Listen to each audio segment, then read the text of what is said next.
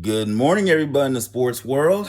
Today is Raider Sunday, and you know, I'm just going to do a reaction video to the Atlanta Falcons. Not to disrespect them or anything like that, but I'm still focused on the whole Kansas City Chiefs game that happened on Sunday night, right? And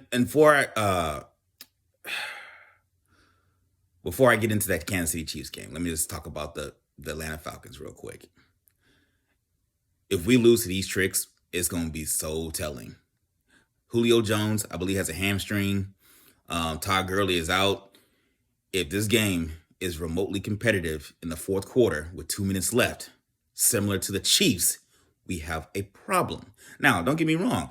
Every NFL team in the NFL is legit from week to week. Just a couple of weeks ago, the Pittsburgh Steelers got pressed by the Bengals.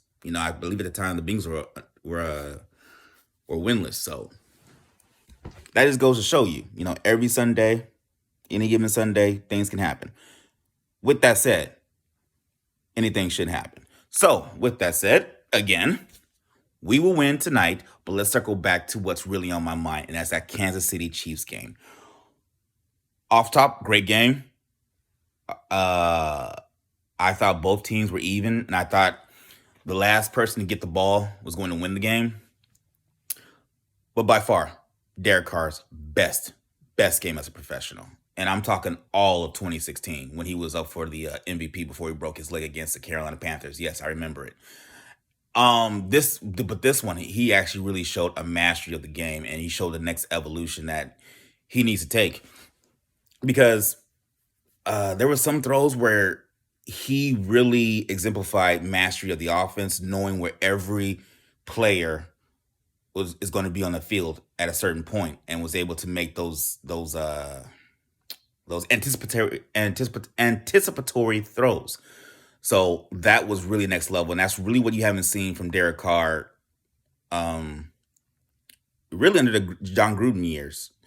But this one, like I said in so many other videos, this is kind of like the culmination of Derek Carr finally being healthy, finally being an offensive system that is like consistent and not having to change coaches every 3 to 4 years. So now you're seeing the development reach a point where everybody, the lame people in the world, can see it. Like, wow, Derek Carr's our quarterback now. Which, by the way, that's one of my biggest pet peeves in the Raider Nation.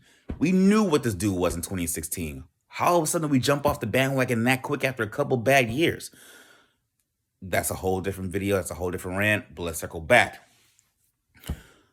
Best game by Derek Carr. Great game by the offensive line. Great game by Devontae Booker. Josh Jacobs, huge, powerful. I thought the plays that really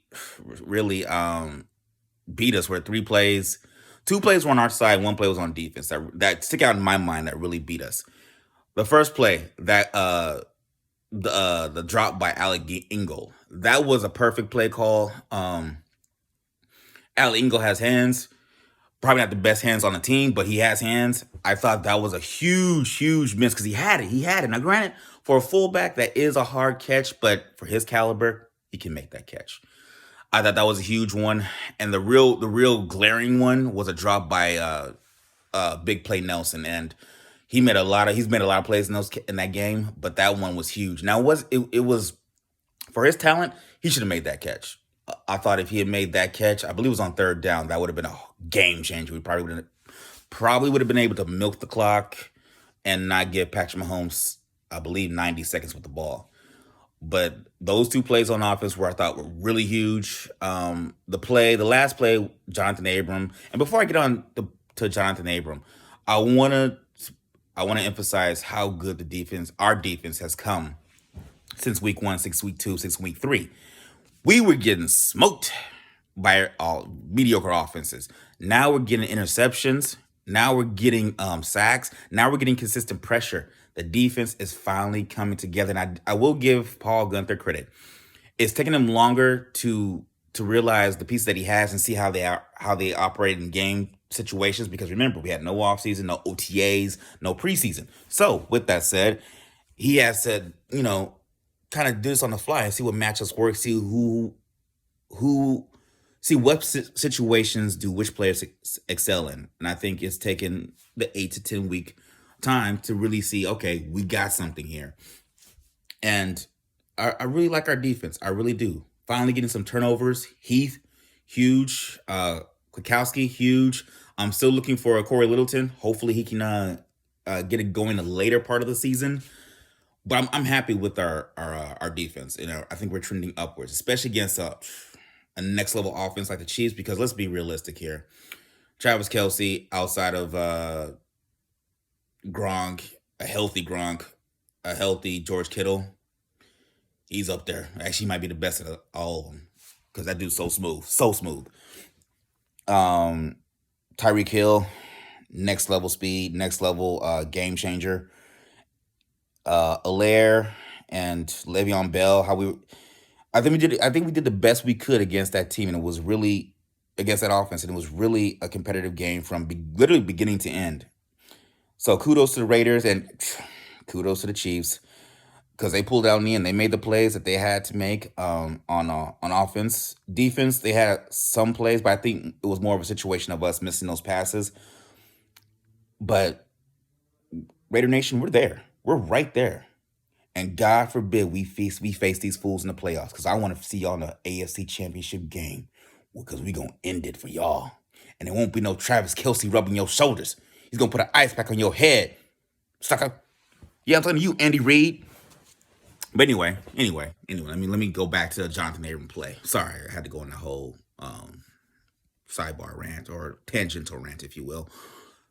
The play with Jonathan Abram, I believe it's a catch-22 because the way, and this is really the one of the underlying brilliance of Patrick Mahomes' game is that he is able to extend plays or make these ridiculous plays. And how when he got out of the pocket and was running or slightly scrambling, Jonathan Abrams in a hard spot because either he waits and stays with Travis Kelce or he lets Patrick Mahomes literally get either the first down or a touch.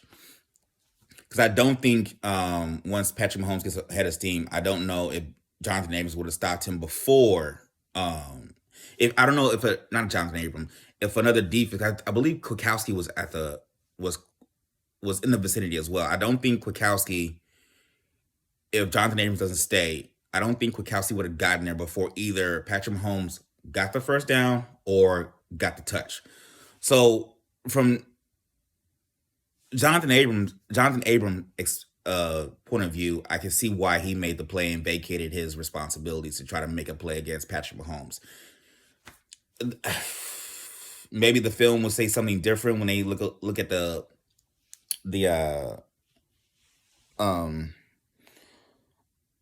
how the play panned out, but looking at the highlights and looking at the game again, or looking at the game initially in live and looking at the highlights, I think he was in a hard spot. So I really don't blame him for that, but everybody's going to remember that because it was the last play and it was a touchdown that won the game. But I really can't blame him that. But it was a play that really, cemented the game, obviously. But I think it's a learning experience for the defense overall. And we'll come back in the weeks coming. And we'll see you guys again, Chiefs. We'll see you again. We'll see you again. I have no doubts about that. Coaching was really good on both sides, actually. Offense and defense, special teams. Coaching for Andy Reid,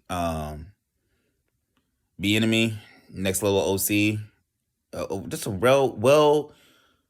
well-paced game, full of highlights, and full of big plays, full of up and down moments.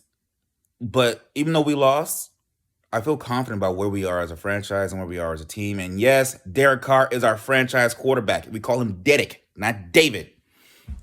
Anyway, let me know what you guys think. I think it's the beginning of our ascension, or it's the middle of our ascension, because what I always say at the end of every video, Super Bowl, we out here, boys and girls, in full force. Our hammies are loose and our chin straps are buckled. Woo! But don't worry, Andy Reid. We coming for that neck AFC Championship game. We coming for that neck. Raider Nation, beat the Falcons. Go undefeated for the rest of the season. We're right there, ladies and gentlemen. Worst case scenario, we're 11-5 or we're 10-6, but we're going to make the playoffs, Super Bowl once again, and we're out here.